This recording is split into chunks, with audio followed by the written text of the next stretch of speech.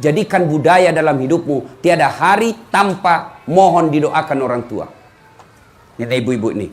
Doakan anaknya. Marah sama anak, jangan sumpah yang jelek-jelek. Kurang ngajar ya. Mudah-mudahan kau ditabrak beca. Ditabrak betul beca. Kau doa yang bagus-bagus kalau marah. Kurang ngajar. Kau jadi ustadz seperti Abdul Somad. Boleh doa begitu. Kurang ngajar. Kau jadi dokter yang soleh. Boleh begitu. Kurang ngajar. Tabrak ke mobil. Ditabrak betul mobil. Maka ibu-ibu, doa itu, bibir dari ibu itu mustajab doanya. Adik-adik, tidak perlu kursus kiri kanan, bos. Kalau mau hidup baik, birrul walidain. Saya bisa bicara begini, saya alami. Sampai detik ini, minimal dalam sehari 2 kali saya telepon ibu saya. Minimal 2 kali. Baru bangun, mau tidur. Baru bangun, mak. Agak kareba, disimoki, bahasa Bugis, ibu saya enggak tahu bahasa Indonesia. Ya. Ma, apa kabar? Baik, sehat-sehat? Alhamdulillah. Masa apa pagi ini? Biasa saja, seperti dulu. Sudah, doakan saya sehat walafiat, mak. Biar kau tidak minta, anak saya sudah doakan kamu. Tuh, enaknya jadi ibu. Malam, telepon lagi, mau tidur. Mak, gimana kegiatan hari ini? Alhamdulillah. Jangan lupa berdoa sebelum tidur. Yang paling penting, hilangkan dendam dalam hati supaya bisa tidur dengan nyenyak. Itu. Nah, sekarang anak-anak mau tidur, telepon ceweknya. Ayo yang, sudah makan yang, Fred. Salam sayang selalu. Cewek, ya, adik-adik mau hidup umur yang panjang, muliakan orang tua. Nah, tidak perlu ke sekolah ke luar negeri. Kalau kau kursus, bolehlah. Tidak usah, tapi biar kursus kiri kanan, sekolah kiri kanan, melukai perasaan orang tua, tidak ada itu. Tidak ada. Tuh. Anak-anak sekarang sopan sama cowoknya, tapi kurang ajar sama bapaknya. Sopan sama ceweknya, tapi kurang ajar sama ibunya. Kalau ibunya minta diantar ke pasar, 1001 alasan. Sekali ceweknya yang telepon, bang, jemput, tunggu deh ya, 5 menit saya sampai. Itu model anak sekolah. Kalau model ibu-ibu nih, bagaimana modelnya? Kurang ajar sama mertua. Ada orang sopan sama bapaknya, tapi datang mertuanya baru 1 jam. Mak, kapan balik, mak? Baru duduk mamanya, mertuanya. Mak, kapan balik? Mertuanya hipertensi, dikasihnya ikan kering. Malam telur asin. Banyak. Bu. Ayo. Mestinya kalau datang mertua sujud syukur. Ya Allah, terima kasih kau kirim orang tua ini. Gara-gara inilah orang tua sehingga saya punya suami. Andai saja tidak ada ini orang tua punya anak, mungkin sampai sekarang saya jadi gasturi. Garis Tua Republik Indonesia. Untung ada suami. Maka ibu, ini tadi ada yang curhat. Gimana Ustaz? Suami saya lebih sayang sama ibunya. Saya satu rumah. Semuanya dikendalikan sama ibunya. Semua keputusan ibunya yang mau. Saya bilang, Bu, selama keputusan itu tidak bertentangan agama, ibu wajib ikut itu. Saya sakit hati Ustaz. Berarti godaan setan. Tenang aja Bu. Anaknya terlalu ikut sama orang tuanya. Alhamdulillah, mudah-mudahan anaknya juga ibu nanti setelah besar punya suami taat tetap sama ibunya. Kenapa kita ini tidak ada berkah kalau kita tidak taat sama orang tua? Bu-ibu, ini nih, karena adik-adik nih.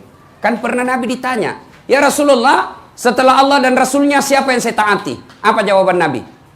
Siapa? Ibumu. Setelah itu siapa ya Rasul?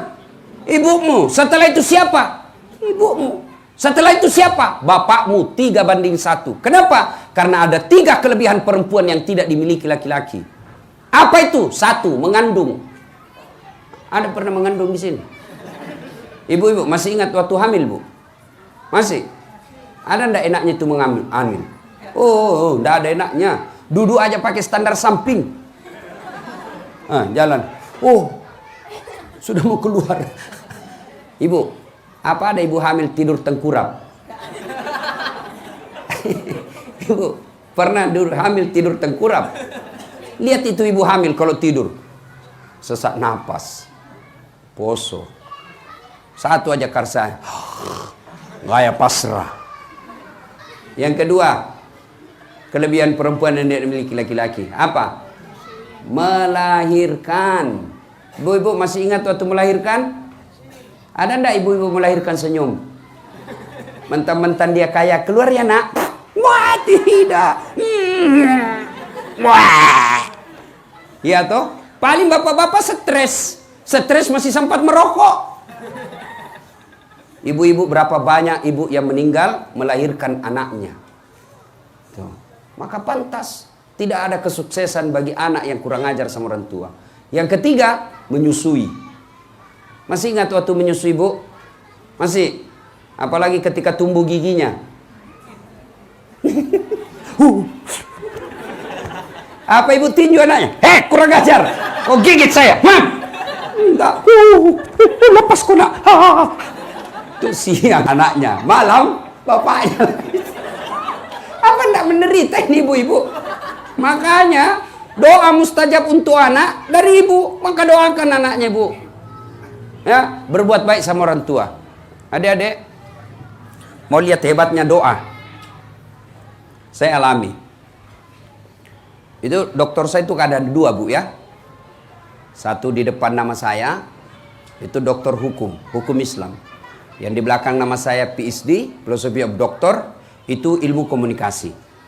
Itu waktu saya ujian, itu FIFA namanya, kita ujian tutup mempertahankan hasil riset yang kita lakukan. Teman-teman saya itu umumnya 3 jam sampai 4 jam. Saya sebelum saya masuk ruang ujian, saya telepon ibu saya di kampung. Ma, doakan saya. Dari jam 9 sampai jam 11 saya ujian ya. Wih, lamanya sih berdoa. Apa saya mau baca itu 3 jam? Saya bilang, ibu pokoknya duduk saja di sajadah sambil bersalawat kepada Nabi. Ingat nama saya. Baiklah. Mulailah. Subhanallah, saya masuk ruang ujian, Bu. Waduh, kalau orang lain 3 sampai 4 jam, saya 45 menit selesai. Doa dari ibu. Bisa jadi otak kita otak pas-pasan. Bisa jadi otak kita tidak cerdas. Tapi kalau Allah yang kabulkan doa ibu, kecil. Maka adik-adik sekalian yang masih kuliah sekolah, jangan pernah kau lepas keluar dari rumahmu tanpa kau cium tangan orang tuamu. Minta ridanya. Mak, Bu, saya pergi sekolah, doakan saya selamat sampai tujuan. Itu, cuma anak-anak sekarang tidak dicium tangannya bapaknya. Apa? Di-sliding. Ya, Pak. Dongo. Beleng-beleng. Tahu beleng-beleng, Ibu? Tahu? Dongo. Tahu dongo? Beleng-beleng. Tahu beleng-beleng? Ya dongo. Dongo itu kalau Rocky Gerung bilang dungu. Bodoh. Sama cowoknya sopan, sama ceweknya sopan, sama orang tuanya kurang ajar. Dari mana dapat rumus itu? Anak-anak kita sekarang, kalau bapaknya nelpon, ya, sudah dulu Pak ya, sudah, salam. Ibunya apa sih Pak? Ya, sudah Mak ya, salam. Bapaknya masih mau bicara. Gimana hidupmu mau berkah? Coba ini ibu-ibu nih.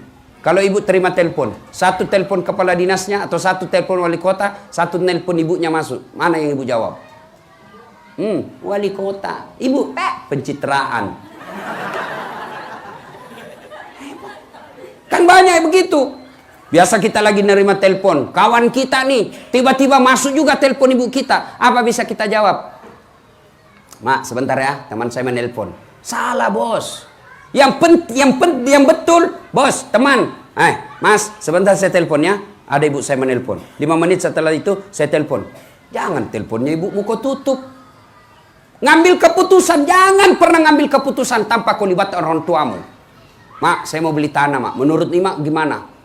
Kita bukan cari pertimbangan akalianya, kita bukan mau cari pendapatnya, tapi apa yang kita cari? Ridanya Allah. Bukan kecerdasannya orang tua kita. Kita lebih cerdas bisa jadi. Ilmu kita sudah lebih banyak. Gelar kita barangkali dunia pendidikan kita lebih tinggi. Ibu kita tamat SD aja tidak. Bukan akalnya yang kita butuhkan. Bukan pikirannya yang kita butuhkan. Tapi apa yang kita butuhkan? Ridanya orang tua. Ridha Allah. Fi ridal walidain, ridanya Allah tergantung ridanya kedua orang tua. Maka biasakan sebelum ngambil keputusan tanya ibu bapakmu. Mak, saya rencana buka warung kopi. Menurut mak bagaimana? Jelaskan. Ini. Biasanya orang tua ngerti. Apalagi kau tanya saya, kamu kan lebih cerdas dari saya, nak. Yang penting jangan menghalalkan segala cara, itu aja, nak. Sudah.